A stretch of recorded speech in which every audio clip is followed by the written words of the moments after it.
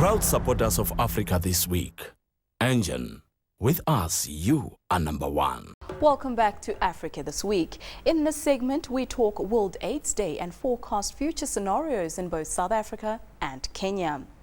The UN's World Health Organization has said the international community has made extraordinary progress in the past decade in the fight against AIDS, but a funding crisis is putting those gains at risk. Health economist Teresa Guthrie, trustee and founding director of the Cape Town-based Centre for Economic Governance and AIDS in Africa, explained. I think we're eventually starting to see the results of our investments over the years. We've had a scaled-up response that's been quite phenomenal across the world, and we at last can see that the impact of our investments in prevention and treatment and care and mitigation are actually having an impact, and we can say in the next few years we should be reducing the infections dramatically. So that's all good. So we're reducing infections, but we've still got a large component of people living with the virus. What does it mean to live with AIDS or HIV? It means, right. Well, it means a lifetime of chronic medication and high costs that the government has to bear for that medication. It does mean other implications for your family and your personal life. But it really means that the government has to be committed to funding your chronic medication for the rest of your life. And the crisis at the moment, economically, and the reduction in donor funding and the global fund crisis means that some individuals may have to stop their personal medication, and that leads to resistance, it can lead to deaths and illness. So really the crisis has a huge impact on individuals with HIV/AIDS at the moment.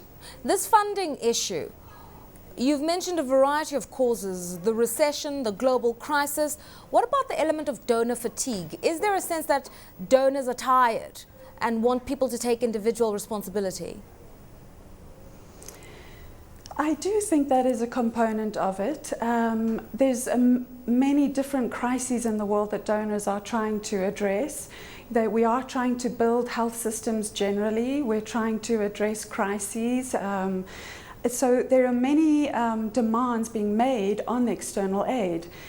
But the problem is that often there's changing priorities for the development partners. So what's the flavor of the month, or the flavor of the year, or the flavor of the decade? So I do feel in a way that HIV/AIDS has enjoyed that flavor for many years, and perhaps donors are fatigued and feeling it's time to shift focus. Right. But it doesn't bode well for the countries that are dependent on that external aid for people's lives and well-being. Just to put some numbers to this, we're told that currently donor support contributes about $15 billion. What's actually needed is $22 billion. We're not going to meet that by 2015. How are we going to plug the gaps? Well, that is the key question, isn't it? I do feel it's all partners need to come together to discuss this issue. So government needs to look at where it can mobilize additional funding. South Africa, for example, is already putting huge amounts of public funding into the response in South Africa, and it has some fiscal space to expand that, and is going to, over the next few years, it's planned to increase by 23%. And so, and then we will continue to fund the response from the public domain. And from then on, we will need to increase the donor contributions in order to sustain the numbers of people on ART. And as well, it's the private sector needs to come to the table. So already the business sector in South Africa anyway is playing an important role, but they could definitely pick up a bigger tab, and they could be contributing more to prevention and to the treatment program. But our government, I think, is going to have to look at alternative funding mechanisms. And here we're talking about an AIDS levy. Now, I know people don't like to hear the idea of an additional tax, but that might be the only way forward. Another alternative is the financial transaction tax, where every financial transaction is taxed a minute amount, and that could mobilize quite a lot of additional funding. Right. So These are all alternative options that our government and that the business sector needs to look at. And as I said, I really think donors need to look at their commitments over a longer term more seriously and not change as the agenda or priorities change for them. The World Future Society of South Africa, a policy think tank of the country's professionally qualified futurists, hosted a workshop this week under the theme Taking Ownership of South Africa Vision 2030. The workshop sought to debate the draft plan recently released by the country's National Planning Commission. Merle O'Brien, Deputy Chairperson of the World Future Society of South Africa, explained. Firstly, let me begin by commending the National Planning Commission on putting together a wide environmental scanning exercise, pulling that together into what we believe is more of a wish list than a plan, but certainly a commendable exercise of where we'd like to see ourselves going, and at this stage, like I said, still very much a wish list.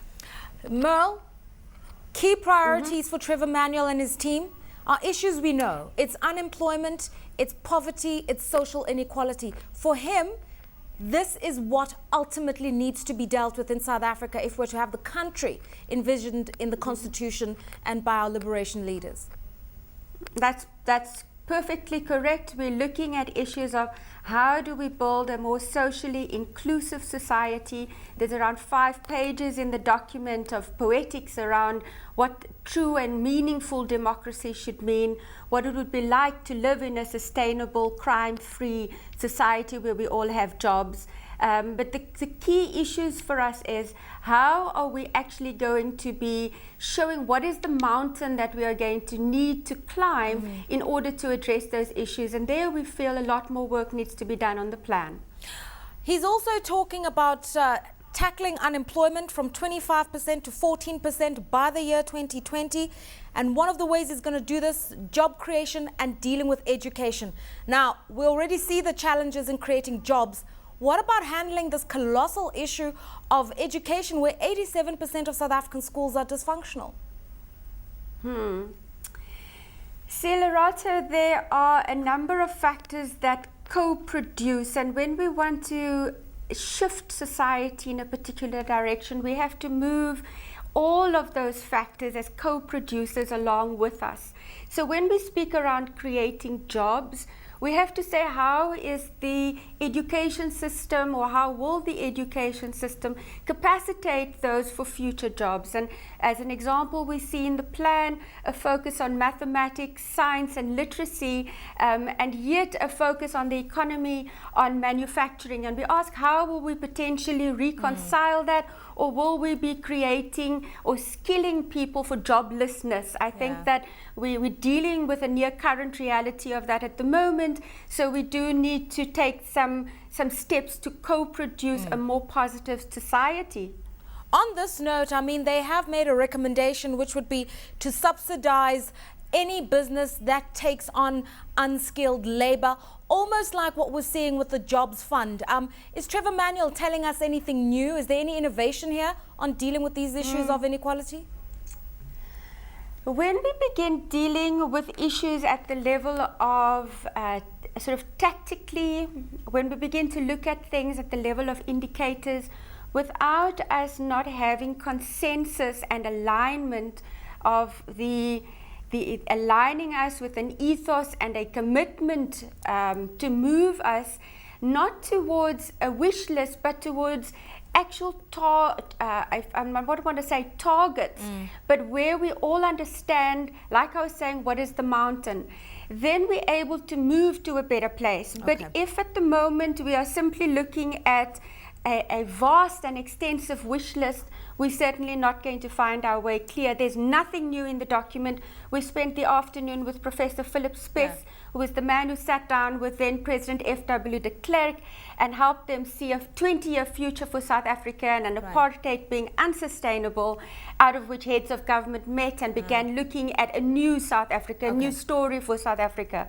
We've got research reports going back the last 30 years in this country, which points to the very work that the NPC has produced and points to in the plan. So we don't really see anything new. What we're really looking for out of this is what's going to be the big idea, what is going to actually create the turnaround, what's going to shift the collective consciousness from one that's going towards the trajectory of a negative future into one that certainly can take us to a better place. The Forbes Africa Person of the Year Award celebrates the person who has had the most influence, whether it be good or bad, on the events of the year. The setting for the first Person of the Year Awards was at the Sky Bar in Lagos, Nigeria. We were there to see who walked away with this coveted title. It was a hot night in Lagos, Nigeria. More than 200 people packed into the Echo Hotel for the event of the year. This was the Forbes Africa Person of the Year presentation, the climax of many weeks of research and preparation. What we did, we went online for nominations first. Then we took those nominations. Some people got more than one. I think one guy in Matashi got about 27. Then we took them, then we sifted them in terms of power, what they'd done during the year, influence, their achievements throughout the year. Then we put them down to a top 5. We put all those top 5 online. We held a vote, which went up to 25%. Then we took that to a judging committee, and then we made the decision. Some people, I mean, some of the ones we got, I mean, some guy like nominated his mother, you know, and saying that she was a wonderful woman, etc. Some people nominated, like people who work for the Red Cross, who've done a lot of work saving people, which we thought was good. Some people nominated, obviously, like Barack Obama and people like that, and we thought, well, we've got to restrict it to people who are operating within the continent. But yeah, it was a very, very rigorous process. And plus our economist, Atusai Magogo, he went through the whole list afterwards and then sifted them again. So I'm really happy that it was quite rigorous. This was also a night chosen for the launch of Forbes Africa in the strong West African markets. The rich and powerful were there, all building up to the big moment. And finally, the Forbes Africa Person of the Year 2011 is Mr. Sanusi Lamido Sanusi. I mean, it's amazing, as I said, and when you look at the list and the short list, I mean, you've got Ellen Johnson-Sirleaf, you've got Veron Pedro, you've got Wangari Maathai, you've got Aliko Dangote. Just to be in that group, I think was a great honor, and I think it's unbelievable to have been chosen, and I just am overwhelmed by that. Under one roof, a rare gathering at any Nigerian event, which included the governors from both the Lagos and Rivers states. I think it's a deserving award, and it speaks to the enormity of the responsibility now of managing the central bank of the biggest country in terms of population, in terms of opportunities on the continent. And that's the sense, and also the courage that I believe he has shown. At least he's never afraid to walk his talk. I also think that the awards themselves bring to the fore the difficulty now that he has ever to lie at ease with himself or with his bank or indeed about the Nigerian economy. It's an enormous challenge, really. Sanusi is upright, he's forthright, and he will tell the truth all the time. He's kind of wonderful. He's managed the economy in such a way that if you're a true Nigerian, you'll be excited, and we were actually very excited. This was a night for Forbes Africa to make friends in West Africa. 2 of the 3 cover series in the first 3 editions were from this region. I think Forbes celebrates success, and I think it's a very aspirational magazine. I call it a very sexy magazine. I think it's for people to look at successful people, emulate them, put a high benchmark in terms of what you want to aspire to be. And I think it's going to have a huge impact on the continent. The vibe on this hot Nigeria night was that Forbes Africa is likely to make many more friends yet among the business people of West Africa.